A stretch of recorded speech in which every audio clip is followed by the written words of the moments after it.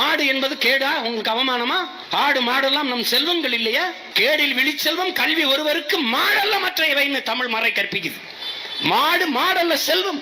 மாடு எண்ணெயிலிருந்து மாடு மேய்ச்சோம். ஆதியில் காடுகள் இருந்து இறங்கி வந்தோம். அதாவது இதுல இந்த மாடு வளர்க்கணுங்கிறத பத்தி இவன் பேசுறான். பேசும் பொழுது வள்ளுவரே மாடு வளர்க்கறது பெரிய செல்வம்னு சொல்லிட்டாரு என்று சொல்லிவிட்டு இந்த குறளை வாசிக்கிறான். இந்த குறள், கேடில் விழுச்செல்வம் கல்வி ஒருவருக்கு மாடல்ல மற்றையவை அப்படிங்கிற திருக்குறளை வாசிச்சு, மாடல்ல என்று வள்ளுவர் சொல்லி இருக்கிறாரு, மாட்டை பற்றி பேசி இருக்கிறார் அப்படின்னு சொல்லி மாடு வளர்க்கறது சிறப்பை பத்தி பேசுறான். அப்பதான் திருக்குறளை பத்தி சவால் விடுறான். திருக்குறள் தெரியாது போல இருக்க. திருக்குறளுடைய அர்த்தமே எனக்கு தெரியல. இது மாடல்லங்கிறது மாடு அது சொல்லவே இல்லை. மாடு என்றால் செல்வம் என்ற அர்த்தம், மாடல்ல என்றால் செல்வம் அல்ல அப்படின்னு ஒரு அர்த்தம். வள்ளுவர் என்ன சொல்றாருன்னு கேட்டா, கேடே இல்லாம ஒரு சிறப்பான செல்வம் என்பது கல்விதான். ஒருவருக்கு கல்விதான். மாடல்ல மற்றையவை